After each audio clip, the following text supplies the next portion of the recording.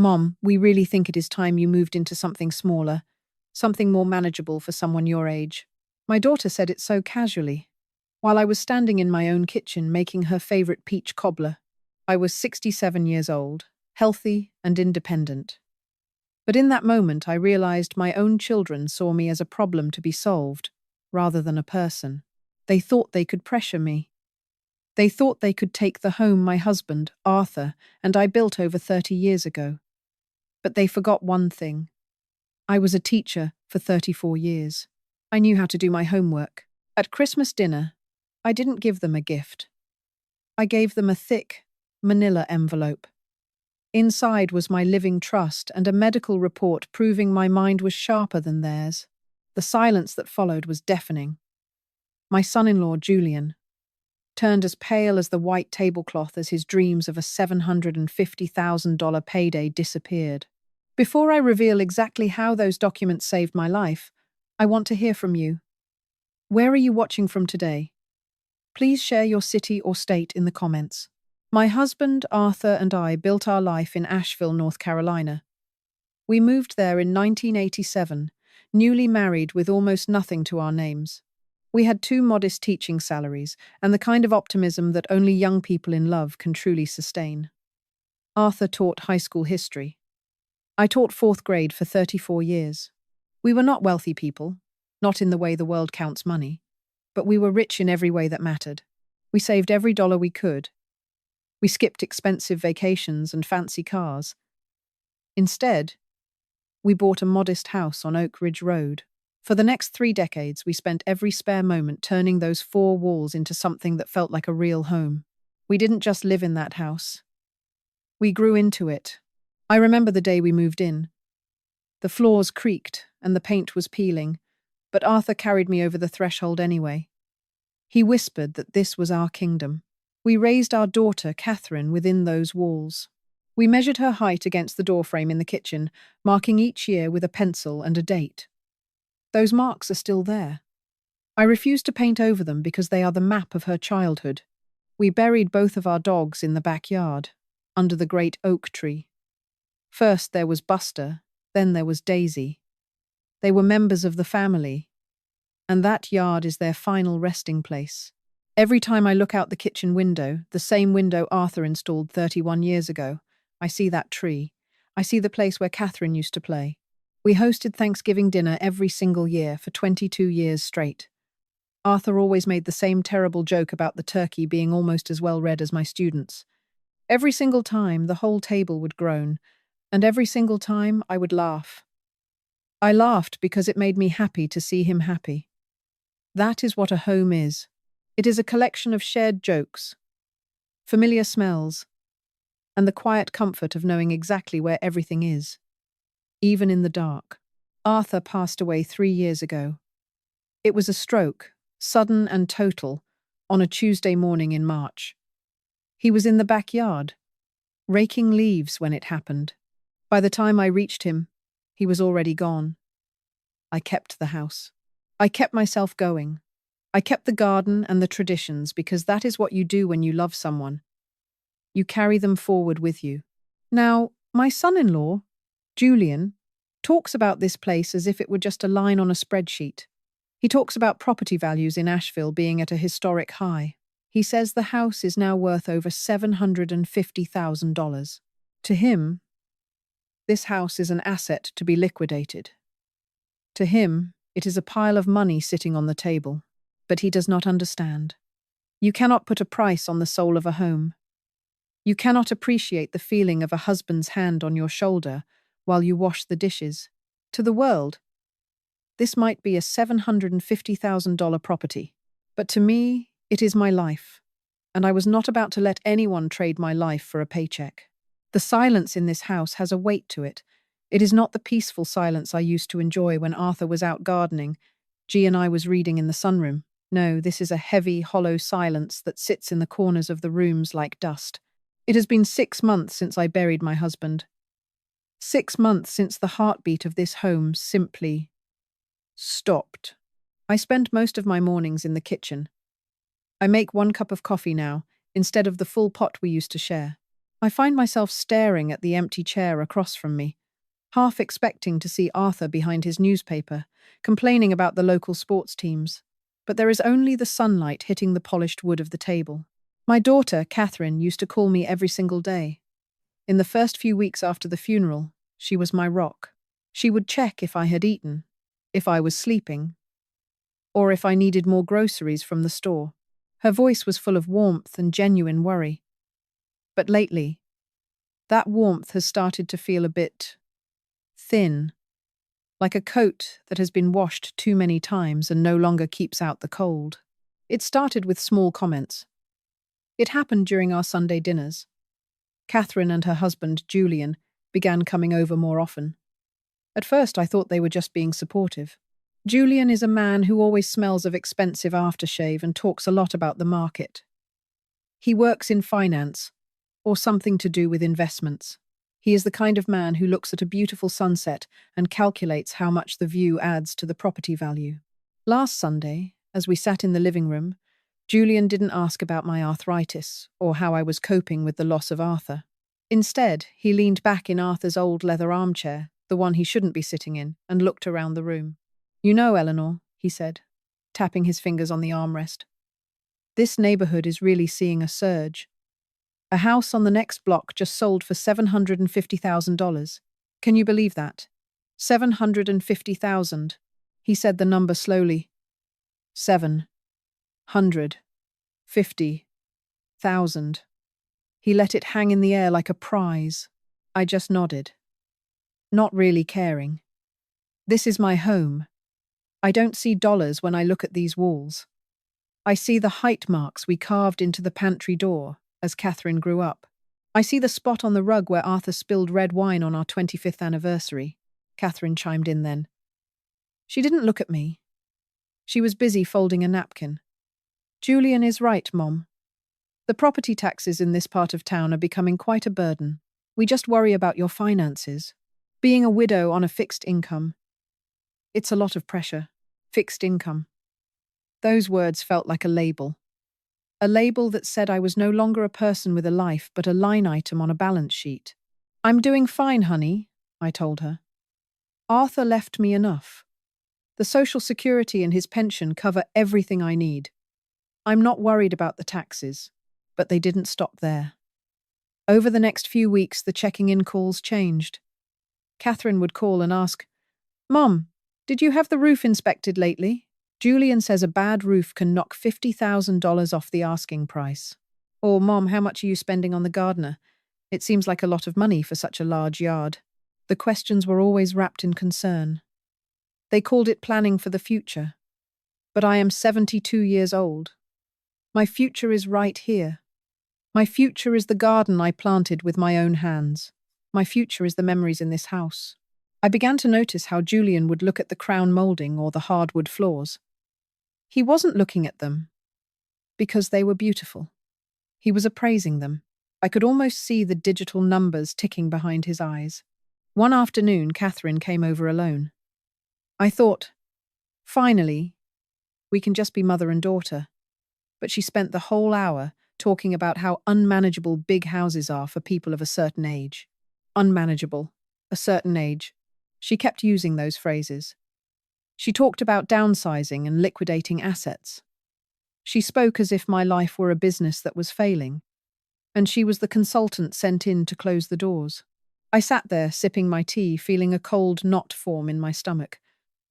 I realized that when they asked, "How are you doing, Mom?" they weren't asking about my heart. They were asking about the house. They were waiting for me to admit I couldn't handle it anymore. They were waiting for the asset to become available. It is a lonely feeling to realize your own children are looking at your home as a payday. It makes the house feel even bigger. And the silence feels even heavier. I look at the photos of Catherine as a little girl on the mantel, and I wonder, when did my daughter stop being my daughter and start being a real estate agent? Tuesday morning started like any other.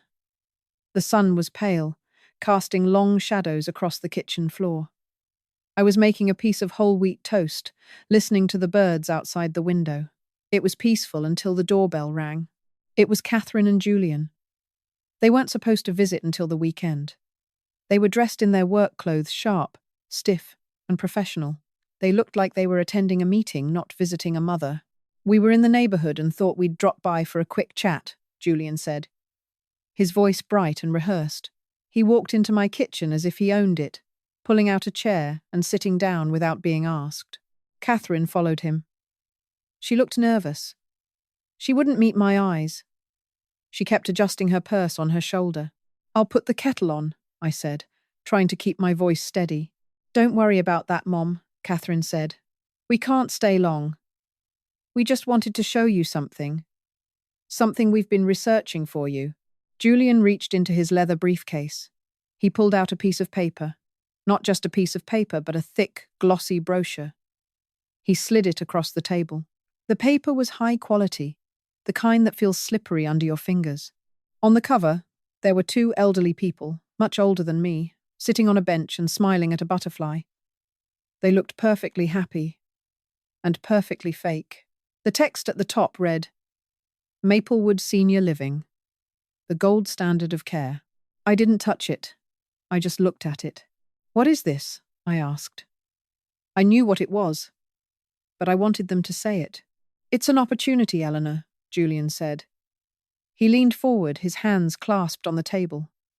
"We took the liberty of touring the facility yesterday. It's top-notch. They have a gym, a library, and a 24-hour medical staff on site. It's like a five-star hotel."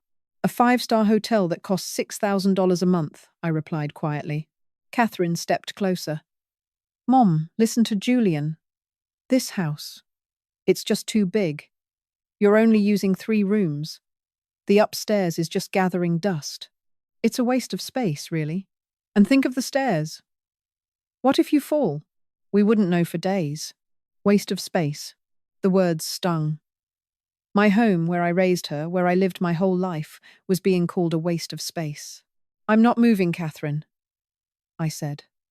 My voice was firm, but my hands were shaking under the table.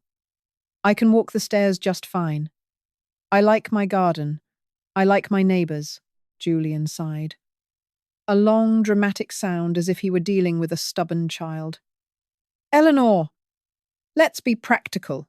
If we sell this house now, in this market, you would have more than enough to cover Maplewood for the next 20 years.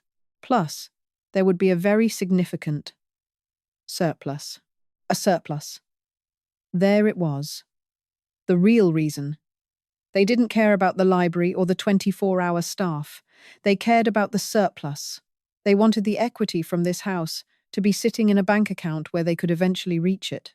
"And what would happen to this surplus?" I asked, looking Julian straight in the eyes. He didn't blink. "Well, it would be managed, of course, to ensure your long-term comfort. And eventually, it would form the bulk of the inheritance for Catherine and the grandkids. It's just smart estate planning." I looked at my daughter. "Is this what you want, Catherine? You want me to leave my home so you can have your inheritance early?" Catherine's face turned red.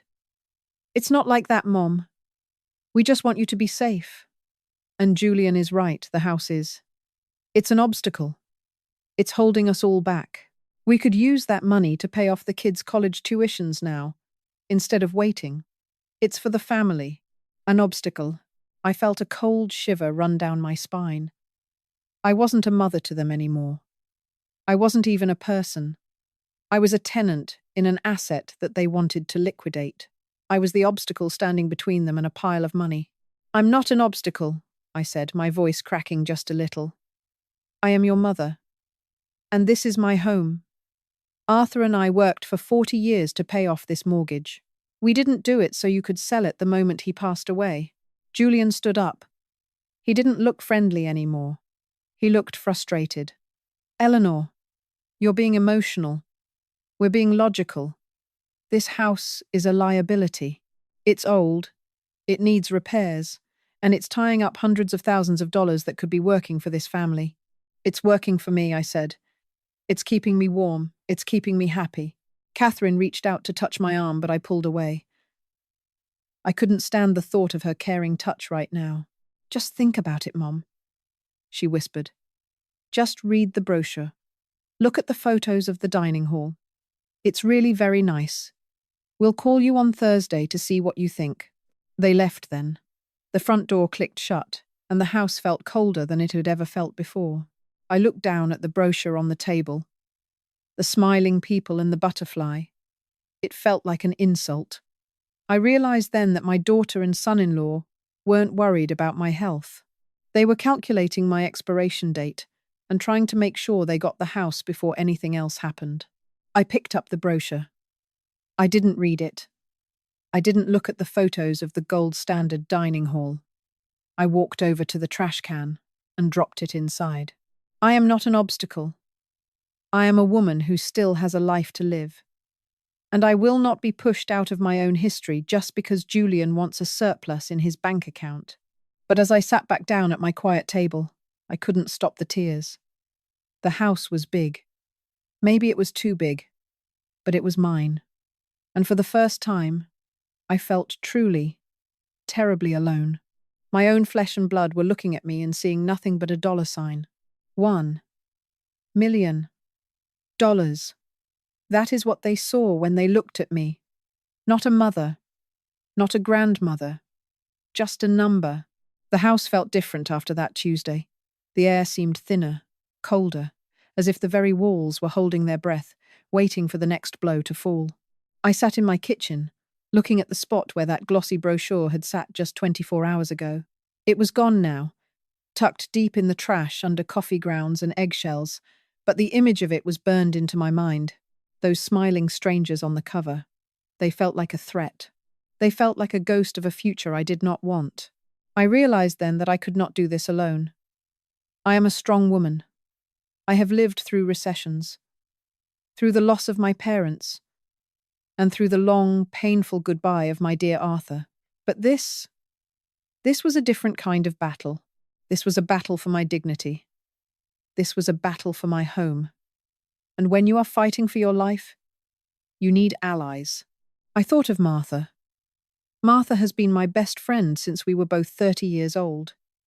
We raised our children in this neighborhood together. We swapped recipes, we shared bottles of wine on the porch, and we held each other's hands at funerals. Martha is a spitfire. She is 74 years old, but she has the energy of a woman half her age and a mind as sharp as a kitchen knife. I picked up the phone. My fingers hesitated. It is hard to admit to your oldest friend that your own daughter is trying to push you out. It feels like a failure. It feels like a shame that you have to carry. But I took a deep breath and dialed the number. Martha answered on the second ring. "Eleanor? Is everything okay? You usually don't call this early." I tried to keep my voice steady. "Martha, I need to talk. I need a friend. Can I come over for some coffee?" "Get over here right now," she said. She didn't ask questions.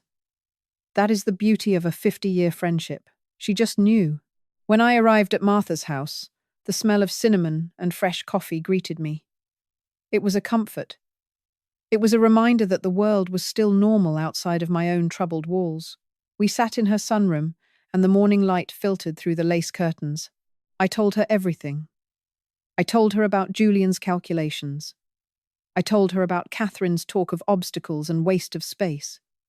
I told her about the brochure. Martha sat there, her face getting redder with every word I spoke. She didn't interrupt. She just listened, her hand resting on mine. When I finally finished, she let out a long, slow breath.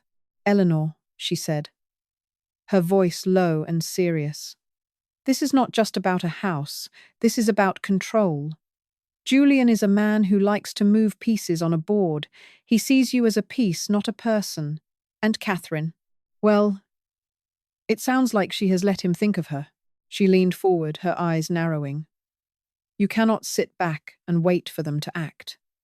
You need to build a wall around yourself. A legal wall." I knew she was right. Martha's late husband had been a businessman, and she knew how the world worked. She was the one who suggested I call Samuel Sterling.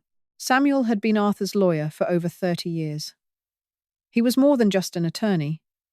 He was a family friend. He had helped us with our wills, with the deed to the house, and with all the boring paperwork that comes with a long life. He was a man of integrity. He was a man who respected the old ways. The next morning, I found myself in Samuel's office. It was a quiet place, filled with the smell of old paper and expensive leather. Samuel looked older than I remembered.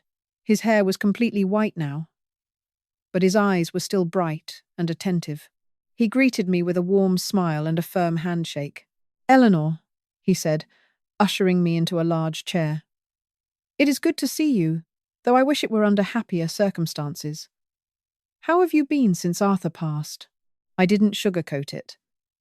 I told him the truth. I told him that I felt like I was being hunted in my own home. I told him that I was afraid Catherine and Julian were looking for ways to take my power away. Samuel listened with a grim expression. He took notes on a yellow legal pad, his fountain pen scratching softly against the paper. When I was done, he leaned back and crossed his arms.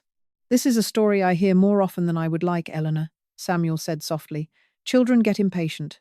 They see an inheritance as something that belongs to them now, rather than something that might belong to them later. They forget that the person who built that wealth is still using it." He looked at me very seriously. "We need to make sure your documents are ironclad. We need to review your power of attorney." "Who holds that right now?" "Catherine does," I whispered. "We set it up years ago, just in case Arthur and I were both unable to make decisions." Samuel shook his head slowly. "That needs to change. If she holds power of attorney, and if she can find a way to claim you are not fit to make your own decisions, she can sign those papers for the senior living facility herself. She can sell this house without your consent." The thought made me feel sick. My own daughter. My own little girl. "What do we do?" I asked. "We revoke it," Samuel said firmly. "We draft a new document. We can appoint a professional trustee, or perhaps Martha, if you trust her.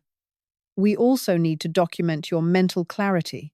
We need to show that you are fully aware, fully capable, and fully in charge of your own life." He told me to start gathering things. He told me to keep a record of every conversation, every suggestion they made, every time they tried to make me feel confused or incapable. He called it building a defense. I left his office feeling a strange mix of sadness and strength. It was sad that I had to defend myself against my own family, but it was strengthening to know that I had the law on my side. I had Samuel. I had Martha. I went home and did something I hadn't done in years. I went to Arthur's old desk in the study. I found a sturdy, leather-bound notebook. It was empty. I took a pen and sat down. On the first page, I wrote the date. I wrote down the conversation from the day before. I wrote down the numbers Julian had mentioned. I wrote down the name of the facility on the brochure. I was no longer just a widow grieving her husband. I was a woman on guard. I realized that my silence had been my weakness. Catherine and Julian thought I was just a quiet, old woman fading away in a big house. They thought I wasn't paying attention. They thought I was easy, but they forgot one thing. I am the woman who raised Catherine. I am the woman who managed a household for 40 years. I am the woman who stood by Arthur's side through every storm. I am still here, and I am not going anywhere. That night, for the first time in weeks, I slept soundly. I knew the battle was just beginning, but I was no longer fighting in the dark. I had my allies. I had my plan, and I had my voice. A few weeks passed in a sort of uneasy peace. Catherine called more often, but her tone had shifted. She was no longer aggressive. Instead, she was sweet, too sweet. It was the kind of sweetness that feels artificial, like a sugar substitute that leaves a bitter aftertaste. She would call and ask me what I had for breakfast, or if I remembered where I put my house keys. "Mom," she would say, her voice tilting upward like she was talking to a toddler. "Are you sure you took your vitamins today? You know how you get a little forgetful when you're tired." I knew what she was doing. I knew because Samuel had warned me. She was trying to create a pattern. She was trying to build a case that I was losing my grip on reality. Every time I misplaced a pair of glasses, which I have done since I was 40 years old, she would sigh loudly and make a note of it. The climax came on a Saturday afternoon. They arrived unannounced, which was becoming a habit. Julian was carrying a briefcase, and Catherine was carrying a plate of cookies, as if the sugar could hide the medicine they were about to make me swallow. We sat in the living room. The sun was shining outside, but the mood in the room was heavy. "Mom," Catherine began, leaning forward with that forced smile. "Julian and I have been doing some reading. We know that after losing someone like Dad, the brain can get a little foggy. It's called grief brain. It's perfectly normal, but it can be dangerous if it's not monitored." Julian nodded, opening his briefcase. "We thought it would be a great idea to just do a little check-in. Just for our own peace of mind. And for yours too, Eleanor. We have a friend who is a specialist in cognitive health. He gave us some simple exercises, just to see where you're at." Exercises. They wanted to give me a memory test. They wanted to sit me down in my own living room and ask me what year it was, or who the president was, as if I were a child in school. They wanted me to fail. I could see it in Julian's eyes. He was waiting for me to stumble. He was waiting for me to forget a name or a date so he could use it as a weapon. But I was ready. 2 days before, I had taken a secret trip. I didn't tell Catherine. I didn't tell anyone but Martha. I had gone to see my primary care physician, Dr. Miller. I have known Dr. Miller for 15 years. He is a good man. A thorough man. I told him exactly what was happening. I told him that I needed a full, independent neurological and cognitive evaluation. I told him I wanted it on the record. We spent 2 hours together. He asked me everything. He had me draw shapes, recall lists of words, and solve math problems. At the end of it, he sat back and smiled. "Eleanor," he said, "you have the cognitive function of a woman 20 years younger than you. You are sharp, you are alert, and your memory is excellent. Grief is there, yes, but your mind is as clear as a bell." He gave me a signed, dated letter on his official letterhead. He also sent a digital copy to Samuel Sterling's office. So, as I sat on my sofa, looking at Julian and the papers he was pulling out of his briefcase, I felt a strange sense of calm. I let them play their game for a moment. "What kind of exercises, Julian?" I asked, keeping my voice very soft and very innocent. "Oh, just some simple word associations and some recall tasks," Julian said. "For instance, can you tell me what day of the week it is? And perhaps, can you remember 3 words for me? Let's try. Apple, table, penny." I looked at him. I looked at Catherine. I saw the way she was biting her lip, waiting. I didn't answer right away. I let the silence stretch out. I let them think I was struggling. I watched the way Julian started to smirk, thinking he had caught me. Then I spoke. "Today is Saturday, October the 14th, I said. My voice was no longer soft. It was clear and firm. "The time is exactly 2:15 in the afternoon. The 3 words you gave me are apple, table, and penny. And while we are at it, the president is Joe Biden, the governor is Roy Cooper, and the price of a gallon of milk at the grocery store down the street is $3.49. Julian's smirk vanished. Catherine's eyes widened. "I also know," I continued, "that the property taxes on this house were paid last month, and that the current market value of homes in this zip code has increased by 12% in the last year. I know that my blood pressure is 120/80. And I know exactly why you are sitting here with those papers." I stood up. I felt taller than I had in years. "I went to see Dr. Miller on Thursday," I told them. I saw Catherine flinch. "We did a full evaluation. He found me to be in excellent health, both physically and mentally. I have a certified letter in my safe, and my lawyer, Samuel Sterling, has a copy as well." The silence in the room was deafening.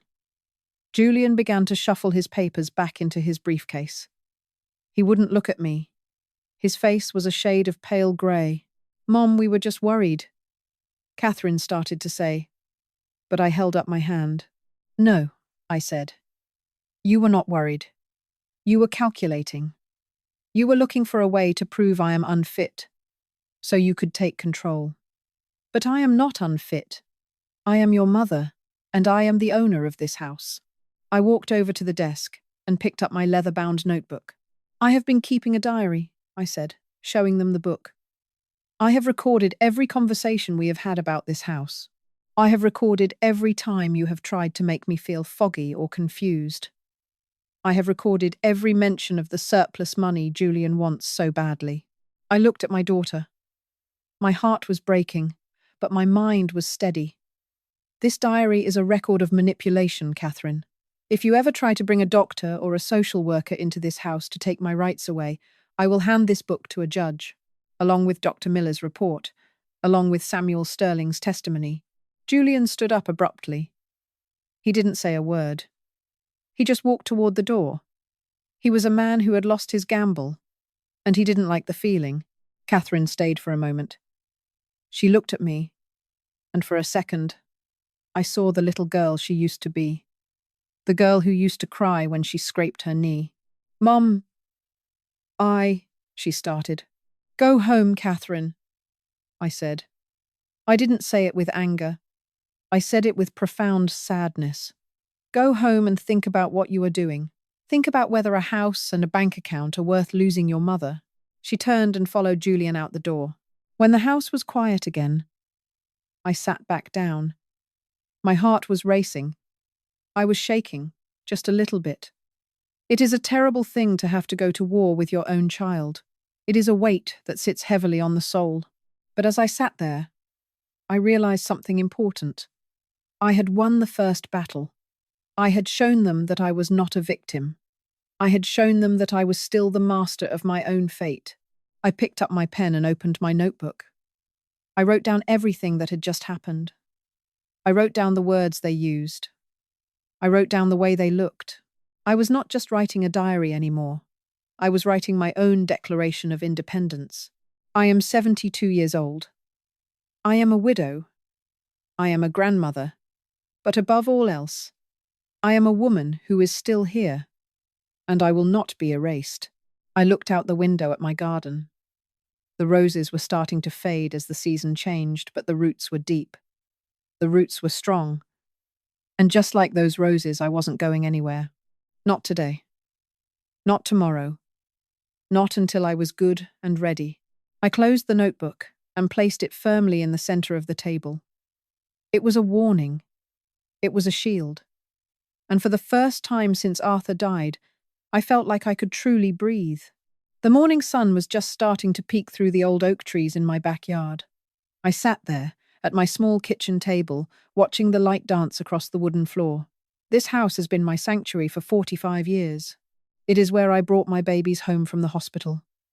It is where Arthur and I celebrated every Thanksgiving, every Christmas, and every small victory in between. But now, that peace was under threat. I looked at my leather notebook. I had filled several pages already. Every word Catherine said. Every calculating look from Julian. I had written it all down. It felt like I was preparing for a storm. And when a storm is coming, you don't just sit on the porch and wait for the wind to take you. You board up the windows. You reinforce the doors. You make sure the foundation is solid. That morning, I had a very important appointment. I wasn't going to the grocery store or the hair salon. I was going back to see Samuel Sterling. I had realized that being right wasn't enough. In this world, especially in the eyes of the law, you need more than just the truth. You need paperwork.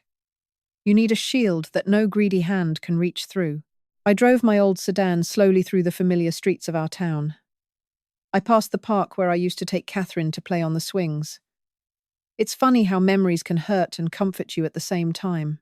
I wondered if that little girl, the one who used to hold my hand so tightly, was still in there somewhere. Or had she been completely replaced by the woman who saw her mother as an obstacle to a bank account? When I arrived at Samuel's office, he was waiting for me. He had a stack of papers on his desk, thick and intimidating. He poured me a cup of tea and gestured for me to sit down. "Eleanor," he said, his voice calm and steady. "I've spent the last few days reviewing everything. If we want to protect you, we need to move your assets into a living trust, a revocable living trust." He explained it to me in plain English. He said it was like building a safe. You put your house, your savings, and your investments inside this safe. You are the one who holds the key. You are the one who decides who gets to look inside. The most important thing, Samuel said, leaning forward, is that we need to change your power of attorney. Right now, Catherine has the legal right to make financial decisions for you if you are deemed unable to do so. After our last talk, and seeing what you wrote in your diary, I think that is a very dangerous position for you to be in. I felt a pang of sadness. Changing a power of attorney feels so final. It's like admitting that the bridge between a mother and a daughter has finally collapsed. But then I remembered the brochure. I remembered Julian's eyes as he talked about the $750,000. I want her off the documents, Samuel, I said. My voice didn't shake. It was as firm as the ground beneath me.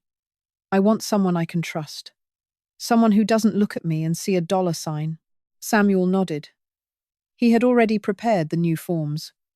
We decided to appoint Martha, my dear friend, as my primary power of attorney. Martha doesn't want my money. She just wants me to be able to sit on my porch and drink tea until I'm 100 years old. We also appointed a professional trust company as a backup.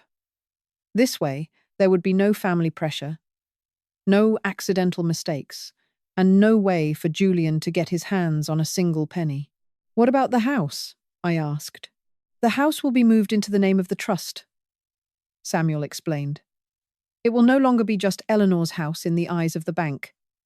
It will be a trust asset. If Catherine or Julian tries to force a sale, they will find themselves staring at a legal wall that they cannot climb. You are the trustee. You have total control. And if something happens to you, the trust instructions are very clear. The house is not to be sold until you have passed away. And even then, the proceeds are managed according to your specific wishes. I sat there for a long time, reading through the pages. There was so much legal language, words like fiduciary, beneficiary, and successor. But the meaning was clear. I was taking my power back. I was drawing a line in the sand. As I signed my name at the bottom of each page, I felt a weight lifting off my shoulders. I thought about Julian's plan for the surplus. He wanted to use my life's work to pay for things he should be providing for his own family. He wanted to take the easy way out. Not on my watch. One more thing, Eleanor, Samuel said, as he stamped the documents with his notary seal. We should update your medical directive. We need to make sure that if you ever end up in the hospital, Catherine cannot be the one to decide which facility you are sent to. She cannot put you in that place from the brochure against your will. I sighed. It was a lot to think about, but it was necessary. I told him to make the changes. I wanted Martha and Dr. Miller to be the ones in charge of my health decisions. By the time I left Samuel's office, the sun was high in the sky. I felt different. I felt like I had a suit of armor on. I wasn't just a widow anymore. I was a woman with a plan. I went to the bank next. I had to move my accounts. I had to make sure that Catherine's name was removed from my emergency savings. I remember the teller, a nice young woman named Sarah, who looked a bit surprised when I told her I wanted to change everything. Is everything okay, Mrs. Miller? She asked softly. Everything is going to be just fine, Sarah, I told her. I'm just doing some spring cleaning. A little late in the year, maybe. But it needs to be done. I walked out of the bank with a sense of peace I hadn't felt since Arthur passed away. I knew that the next time Catherine and Julian came over, they would probably try again. They would probably have a new plan, a new concern, or a new brochure. But this time, I wouldn't have to argue. I wouldn't have to defend my memory or my mind. I would just have to point to the law. I drove home and pulled into my driveway. I looked at the peeling paint on the porch and the weeds in the flower bed. Julian would call those liabilities. He would say they were reducing the value, but when I looked at them, I saw a home. I saw a place that belonged to me, and me alone. I walked inside and put my new legal folder in the top drawer of Arthur's old desk. I locked the drawer and tucked the key into my pocket. The fortress was built. The windows were boarded. The doors were locked. I went to the kitchen and made myself a cup of tea. 1 cup for 1 person. in a big, beautiful house that wasn't a waste of space. It was my castle, and I was the queen. I sat there in the silence, and for the first time in a long time, the silence didn't feel heavy. It felt like freedom. I knew that the fight wasn't over, not by a long shot. Catherine would be angry. Julian would be furious. They would feel like I had betrayed them. But as I took a sip of my tea, I realized that I hadn't betrayed anyone. I was simply honoring the life Arthur and I had built. I was protecting the legacy we wanted to leave behind. And most importantly, I was protecting the woman I had become. I looked out at the garden one last time before the sun went down. The shadows were long, but I wasn't afraid of the dark anymore. I had my allies. I had my diary. And I had the law. Let them come. I am ready. The month of December in our little corner of the world is usually a time of bright lights and the smell of pine needles. But this year, the air felt different. It was cold, a deep, biting cold that seemed to seep through the window frames. I sat in my living room, looking at the empty corner where Arthur and I used to put our 9-foot-tall Christmas tree. We used to spend hours untangling the lights, laughing as we remembered where each ornament came from. But this year, I was alone. Or at least, that is what Catherine wanted me to feel. It started with a phone call on the first Monday of the month. Her voice was not the sharp, businesslike tone she had used lately. No. This time it was soft. It was filled with a fake kind of sadness that made my skin crawl. "Mom," she said, letting out a long sigh. "Julian and I have been talking. We really want to come home for the holidays. We want the kids to see you, but it is just so hard. The house is so big, and it is so much work for us to manage everything while we are there. Julian thinks it would be better if we all met at a resort near that new community we showed you. You know, the one in the brochure." I held the phone tight. My knuckles were white. "I am staying in my home, Catherine," I told her. "I have already started the decorations. I have the fruit cake soaking in brandy. I am not going to a resort." There was a long silence on the other end. Then the sweetness vanished. Her voice turned cold. It turned into a threat. "Well, Mom," she said, her voice like ice. "If you are going to be stubborn, I don't think we can make it. It is too much stress for Julian. It is too much stress for me. If you won't listen to reason about your future, then maybe we just need some space. If you don't agree to at least look at the papers Julian prepared, we won't be coming for Christmas dinner. We will stay in the city." She paused, letting the words sink in. She thought she was holding my heart in her hand. She thought that the fear of a lonely Christmas would make me break. She thought I would do anything, sign anything, just to see my grandchildren open presents under my roof. "Is that your final word?" I asked. My voice was calm. It was remarkably calm. "It is," she said. "We need you to show us that you are willing to cooperate. Otherwise, you will be spending the holidays by yourself." She hung up. I put the phone down on the counter. The silence of the kitchen rushed in to fill the space.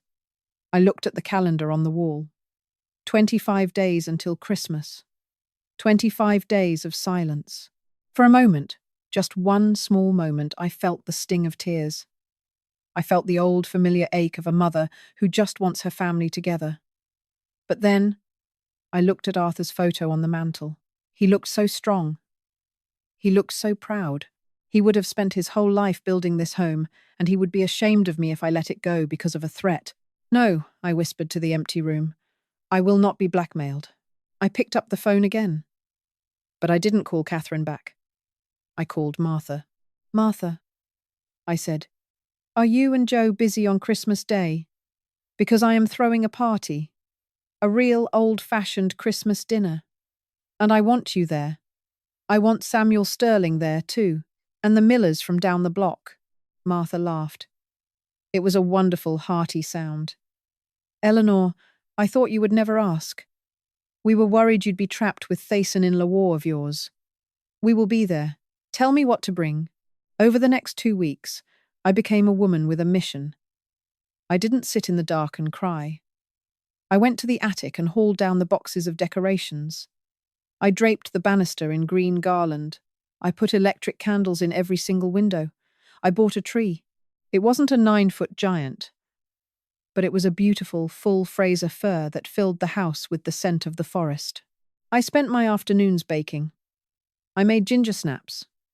I made sugar cookies.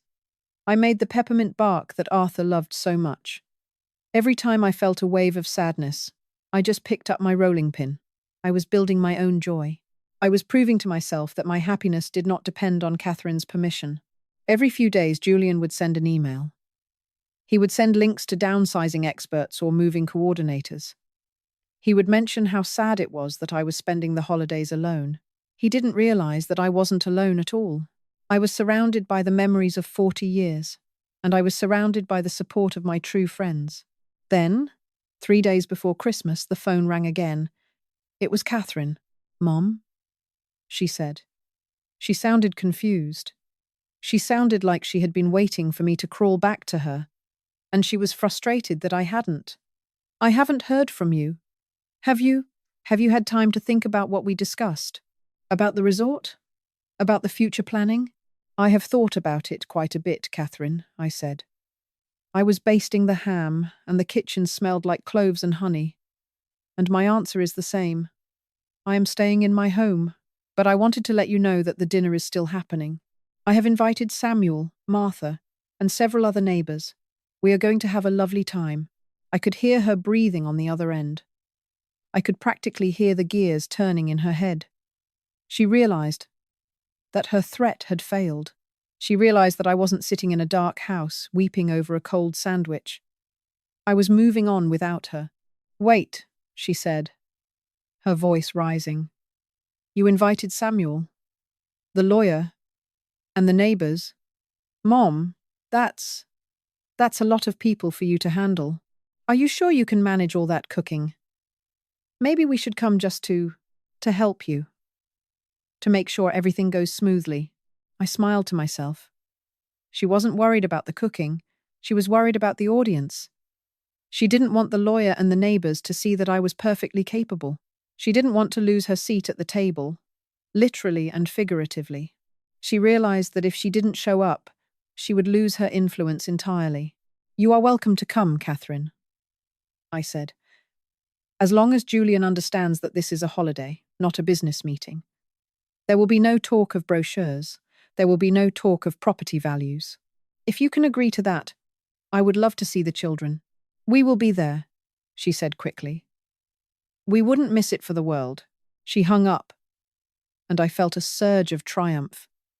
But it was a heavy triumph. I knew why they were coming. They weren't coming for the love of the family. They were coming because they were afraid I was slipping out of their control. They were coming to put on a show. I looked at the guest list I had written in my notebook.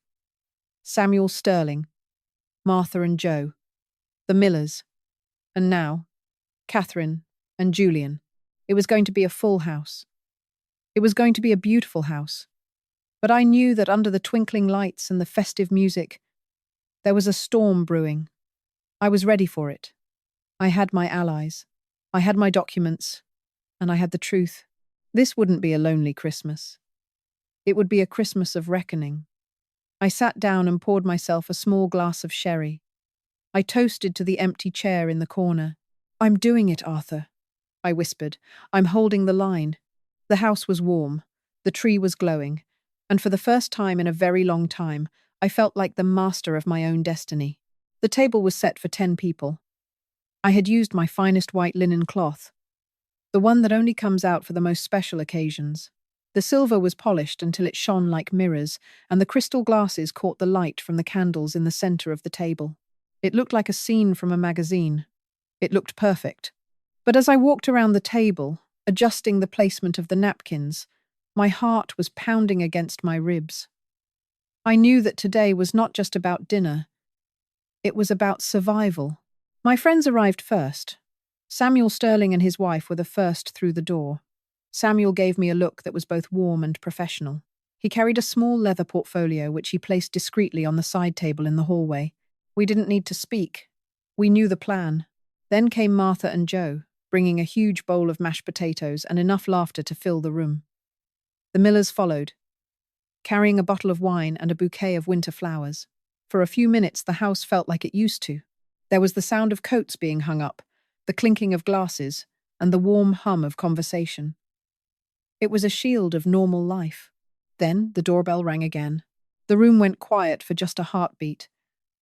I took a deep breath and opened the door.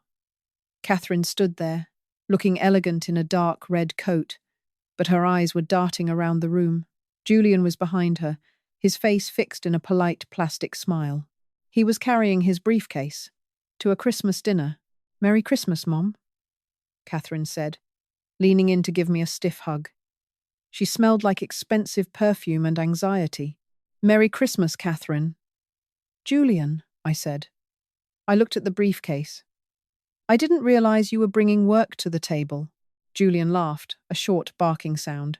"Oh, you know me, Eleanor. Always prepared. Just some light reading for the car ride back." I led them into the living room. When Julian saw Samuel Sterling sitting by the fire, his smile faltered for a fraction of a second. He hadn't expected the family lawyer to be part of the festivities. He certainly hadn't expected the neighbors to be there, watching. "Samuel," Julian said, stepping forward to shake his hand. "I didn't realize you were on the guest list." "How?" "Nice. Eleanor and I are old friends, Julian," Samuel said, his voice smooth and steady. "I wouldn't miss her Christmas dinner for anything." We moved to the dining room. I served the meal course by course. The ham was perfect. The sides were delicious. On the surface, it was a wonderful holiday. We talked about the weather. We talked about the local news. We talked about Martha's new grandson. But I could feel Julian's impatience. He was vibrating with it. He kept trying to steer the conversation toward the house. He would mention the drafty windows or the high cost of heating a large home. Each time, Martha or Samuel would skillfully steer the conversation back to something else. They were my guardians. They were my silent wall. Finally, as I was clearing the plates for dessert, Julian couldn't hold it back any longer. He cleared his throat and tapped his spoon against his wine glass. The sound was sharp and intrusive. "Since we are all here," Julian said, his voice loud and commanding, "I think it is a good time to discuss something important. Something that affects everyone who loves Eleanor." Catherine reached out and touched his arm. "Julian, maybe not now." "No, Catherine," he said, brushing her hand away. He looked around the table, his eyes landing on Samuel and then on me. "We are all friends here, and as friends, we have to be honest. We've all noticed that Eleanor has been struggling. The forgetfulness, the inability to keep up with this massive property. It is becoming a safety issue." The room went deathly silent. Martha's fork clattered against her plate. "I have been doing some research," Julian continued, his voice full of a fake, oily concern. "And I think it is time we talk about guardianship. It is a hard word, I know, but for someone who is clearly losing their capacity to handle their own affairs, it is the most loving thing we can do. We want to make sure Eleanor is protected from herself." He looked at Samuel. "Samuel, I'm sure you agree. From a legal standpoint, it is better to act now before something catastrophic happens. We've already looked into the paperwork to have her declared, well, unable to manage her estate." I felt a coldness wash over me. It wasn't the cold of winter. It was the cold of a betrayal so deep it felt like a physical wound. He was doing it. He was trying to humiliate me in front of my friends. He was trying to use the word guardianship like a cage. I stood up. I didn't yell. I didn't cry. I just stood at the head of my table and looked at him. "Julian," I said. My voice was quiet, but it filled the room. "I find it interesting that you are so concerned about my capacity, especially considering I have spent the last 4 hours hosting 10 people, cooking a 4-course meal, and engaging in perfectly coherent conversation with every person at this table." I turned to Samuel. "Samuel, would you mind?" Samuel stood up. He reached into his portfolio and pulled out a single sheet of paper. "Julian," Samuel said, his voice like a gavel hitting a block. I think you should know that Eleanor has recently undergone a full cognitive and physical evaluation by Dr. Miller. She is in excellent health. More importantly, we have spent the last month reorganizing her estate. Julian's face went from pale to a deep, angry red. What are you talking about? Eleanor has established a revocable living trust, Samuel explained. Her assets, including this house, are now protected. She has also updated her power of attorney. Catherine is no longer the primary. That responsibility now rests with Martha and a professional trustee. Catherine gasped. She looked at me, her eyes wide with shock and hurt. Mom? You took me off the papers? How could you? I took you off the papers, Catherine, because you stopped acting like my daughter and started acting like Julian's business partner, I said. I felt a strange sense of peace as I said the words. You allowed him to threaten me. You allowed him to try to trick me into a facility I didn't want to go to. You tried to use my love for my family as a weapon. I looked at Julian. You talk about guardianship. You talk about me losing my capacity. But the only thing I have lost, Julian, is my patience for your greed. Julian slammed his hand on the table. This is ridiculous. This house is a gold mine, and you are just sitting on it. You're being selfish. You're hurting your own grandchildren's future. My grandchildren's future is being built by their parents, not by the sale of my home, I said firmly. This house is mine. It was Arthur's, and it will stay in this trust until the day I die. If you want to talk about capacity, Julian, perhaps we should talk about your capacity to understand the word no. Martha stood up then and walked over to my side. She put her arm around my shoulder. Joe and the Millers stood up too. It was a silent show of force. Julian was outnumbered. He was exposed. I think it's time for you to go, Martha said to Julian. Her voice was tough. She was a woman who didn't take any nonsense. The dinner is over. Julian looked around the room. He saw the cold, hard stares of the neighbors. He saw the professional distance in Samuel's eyes. He saw the resolve in mine. He realized that the show he had tried to put on had completely backfired. He hadn't proven I was weak. He had proven he was a predator.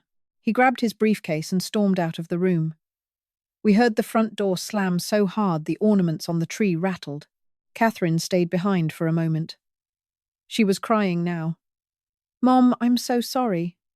I didn't know he was going to say those things. I just thought, go after him, Catherine, I said softly. But remember this day. Remember that I am not a child. I am your mother. And if you want to be in my life, you have to respect my boundaries. The house is not for sale. Not today. Not ever. She turned and ran after him. The room was quiet again. I sank back into my chair. My legs felt like jelly. Martha sat down next to me and took my hand. You did it, Eleanor, she whispered. You really did it. I looked at the table. The candles were still burning. The ham was still there. The silver was still shining. It was the most difficult Christmas of my life, but it was also the most important. I had defended my home. I had defended my name. Let's have some pie, I said, wiping a stray tear from my cheek. I made a pumpkin pie and an apple pie, and I think we all deserve a very large slice. We sat there for the rest of the evening, eating pie and drinking coffee. We didn't talk about Julian or the house. We talked about life. We talked about the future. I knew that things would never be the same with Catherine. I knew there was a long road of healing ahead of us, if she even wanted to walk it. But I also knew that I could sleep in my own bed that night, in my own house without fear. The fortress was held. The storm had passed. And as the snow began to fall softly outside the window, covering the world in a blanket of white, I felt a deep, profound sense of peace. I was 72 years old, and I was exactly where I belonged. Merry Christmas to me. The air in the dining room was thick, like the moments just before a summer thunderstorm breaks over the Appalachian Mountains. Julian was still standing. His face was a shade of red I had only ever seen on a heated stove. He had just tried to strip me of my dignity in front of my oldest friends. He had tried to call me incapable. He had tried to use words like guardianship, as if they were handcuffs. I looked at him.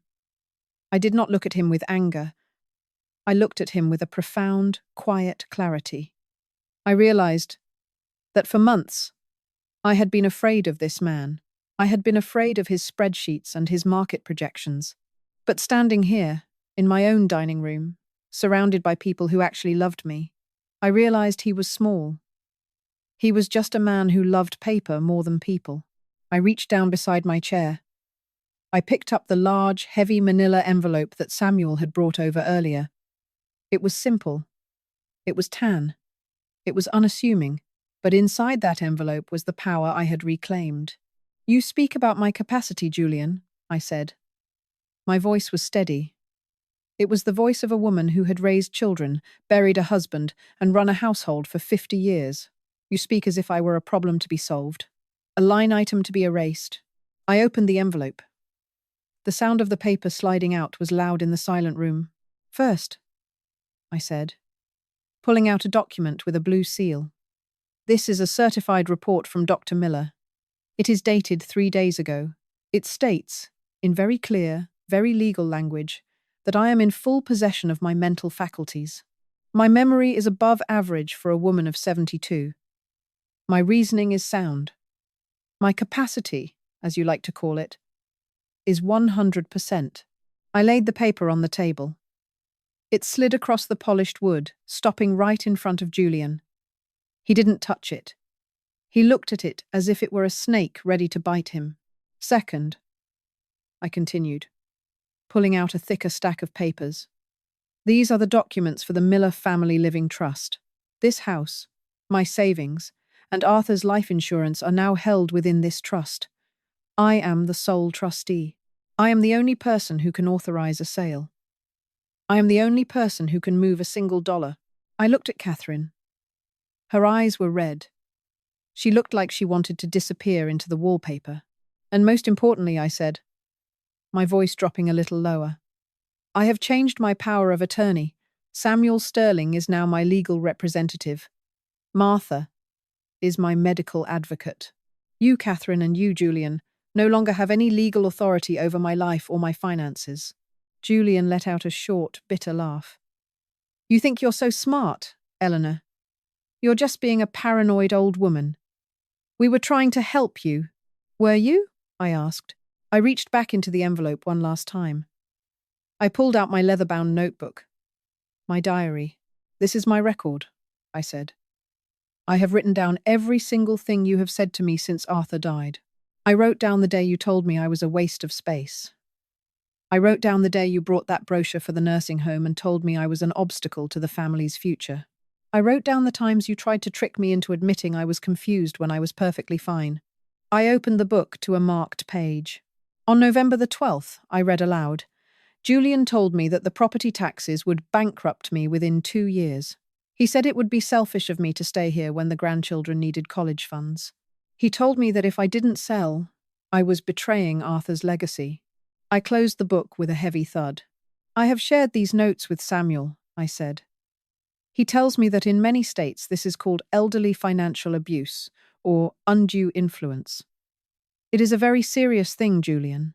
It is the kind of thing that people go to court for." The room was so quiet you could hear the grandfather clock ticking in the hallway. Tick, tock, tick, tock. Julian's bravado was gone. He looked around the table. He saw Samuel's cold, professional gaze. He saw the disgust on Martha's face. He saw the neighbors, people he had tried to impress, looking at him as if he were something he had stepped in on the sidewalk. "You calculated my life like a math problem," I said. "But you forgot the most important part of the equation. You forgot that this is my life, not yours. You were so busy looking at the surplus and the equity that you forgot to look at the woman standing right in front of you." I stood up straight. I felt a strength in my spine that I hadn't felt since before Arthur got sick. "You are a guest in this house, Julian," I said, "and your invitation has just been revoked. I want you to leave. Right now. I want you to take your briefcase and your brochures and your logic, and I want you to walk out of that front door." Julian looked at Catherine. He was looking for her to defend him. He was looking for her to say something, to do something, to stand up for the plan they had made together. But Catherine wouldn't look at him. She was staring at her hands, her shoulders shaking with silent sobs. "Catherine," Julian snapped, "are you going to let her talk to me like this? After everything I've done for this family?" Catherine didn't answer. She just kept crying. "Fine," Julian spat. He grabbed his briefcase off the floor. He didn't even bother to put on his coat. "You want to live in this drafty old museum by yourself? Fine. Enjoy it. But don't call us when the roof leaks or the furnace dies. Don't call us when you realize you're all alone and no one gives a damn about your capacity." He marched out of the dining room. We heard him stomping through the hallway. We heard the front door open. We heard the cold winter wind whistle into the house for a split second, and then, slam, the house shuddered. And then there was silence. A different kind of silence. It wasn't the heavy, lonely silence I had felt after the funeral. It was a clean silence. It was the kind of silence you feel after you've finally cleared the weeds out of a garden that has been overgrown for years. I sat back down. My heart was thumping, but it wasn't a thump of fear. It was a thump of victory. I looked at my friends. "I am so sorry you all had to witness that," I said. My voice was a little shaky now, but I kept it under control.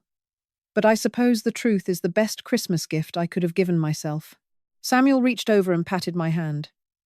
"You did well, Eleanor. You did exactly what you needed to do." Martha stood up and began to gather the dessert plates. "Well," she said, her voice bright and determined, "I don't know about the rest of you, but I think we should have that second pot of coffee now, and maybe a little more of that apple pie." The dinner continued, but the tension was gone. We talked about the holidays. We talked about the new year. We laughed. We behaved like a family, a real family, the kind made of choice and loyalty, not just blood and bank accounts. But as I looked across the table, I saw Catherine. She hadn't moved. She was still sitting there, a ghost at her own mother's table. And I knew that while the battle with Julian was over, the work with my daughter was just beginning.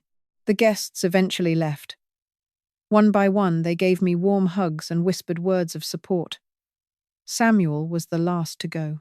He gave my hand a firm squeeze and told me to call him on Monday morning to finalize the last of the trust paperwork. He looked at Catherine, who was still sitting in the kitchen, and then looked back at me with a questioning glance. "I'll be okay, Samuel," I told him. "I have to do this." He nodded and stepped out into the crisp night air. I locked the door behind him. I turned the deadbolt. Click. The sound was satisfying. The house was secure. I walked back into the kitchen. Catherine was sitting at the small breakfast table, a half-finished cup of cold coffee in front of her. She looked small. She looked like the teenager she used to be when she had failed a math test or had her heart broken for the first time. The sharp, polished woman who had walked in earlier was gone. I didn't say anything at first. I just moved around the kitchen, putting the leftover ham in the refrigerator and rinsing the plates. I moved slowly, deliberately. I wanted her to be the one to speak first. "How long?" she whispered. Her voice was thin. "How long have I known what you were doing?" I asked, not looking up from the sink. "Since the day Julian started talking about property values instead of your father's memory. It's hard to hide a motive like that, Catherine. It's like a bad smell. You can try to spray perfume over it, but eventually everyone knows it's there." Catherine put her head in her hands. "He made it sound so logical, Mom. He told me we were being responsible. He told me that you were getting older, and that if we didn't act now, the state would take everything if you ever needed long-term care. He said we were protecting your legacy." I stopped scrubbing the pot. I turned around and leaned against the counter. "My legacy is not a house, Catherine," I said. "My legacy is you. My legacy is the way I raised you, to be a woman of character. And it breaks my heart to see that you let a man convince you that your mother was a liability instead of a person." "I was scared," Catherine suddenly shouted. She looked up, tears streaming down her face. Julian was always talking about the bills. He was always talking about how we didn't have enough for the kids' college or how our own retirement was at risk. He made me feel like we were on the edge of a cliff. And he said the only way to be safe was to manage your assets properly. He used your fear, I said softly. That is what people like Julian do. They find the thing that keeps you awake at night, and they tell you that they are the only ones who can fix it. He turned your love for your children into a weapon against your mother. I walked over and sat down across from her. I didn't reach for her hand. Not yet. Catherine, I said. Do you remember when you were 6 years old? You fell off your bike and scraped both of your knees. You were so scared of the blood. You thought your legs were going to fall off. Catherine nodded, a small, sad smile touching her lips for a second. I didn't tell you that you were a liability because you were hurt, I said. I didn't tell you that we should move you to a care facility because you couldn't ride your bike perfectly. I picked you up. I cleaned your wounds. I told you that you were strong. That is what a family does. We don't discard each other when things get difficult or when we get older. We hold each other up. Catherine started to sob again, but this time it was different. It wasn't the sound of frustration, it was the sound of a wall breaking down. I'm so sorry, Mom, she choked out. I'm so sorry. I've been such a fool. I let him talk me into seeing you as a problem. I forgot who you were. I forgot everything you and Dad did for us. You did, I agreed. I wasn't going to let her off the hook that easily. You let a stranger to this family's history rewrite the story. You let him convince you that your own mother couldn't be trusted with her own life. I let that sink in for a moment. But, I continued, you are still my daughter, and I am still your mother, and that means something. It means that even when you fail me, there is a way back. But it's not going to be easy, Catherine. And it's not going to involve Julian. Catherine wiped her eyes with a napkin. He's going to be so angry. When I go home tonight, I don't even know what to say to him. Then don't go home tonight, I said. Catherine looked at me, surprised. Your old room is still there, I said. The sheets are clean. The heater is on. Stay here. Sleep in your own bed. Think about who you are when he isn't in your ear, whispering about surplus and equity. Think about the kind of mother you want to be to your own children. Do you want them to look at you the way Julian looks at me? The thought seemed to hit her like a physical blow. She looked horrified. No, she whispered. Never. Then start being the woman I raised, I said. We sat there for a long time in the quiet kitchen.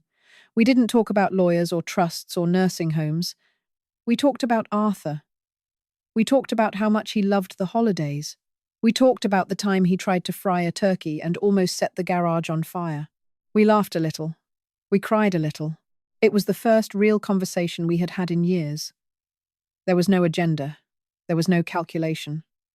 There was just a mother and a daughter, sitting at a table, trying to find their way back to each other.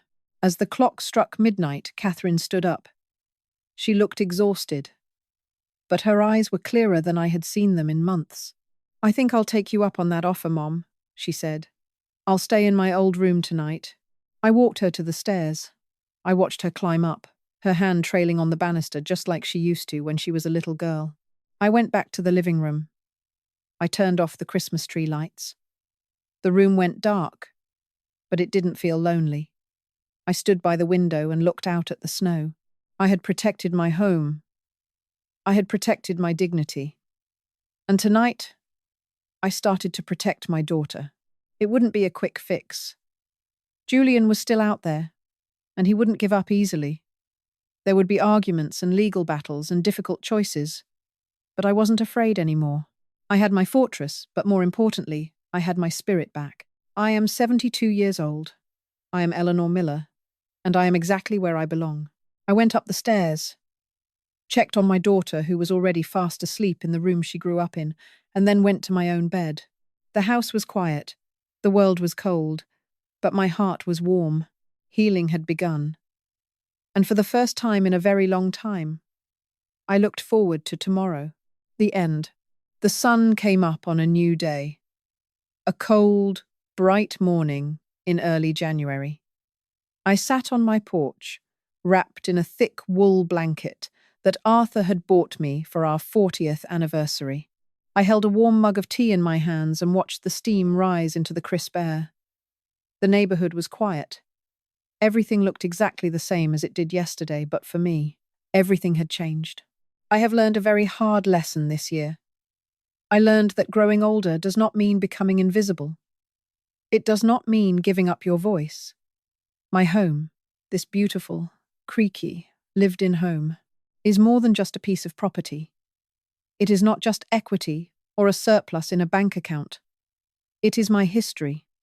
It is the place where I raised my children. It is the place where I said my last goodbye to my husband of 45 years.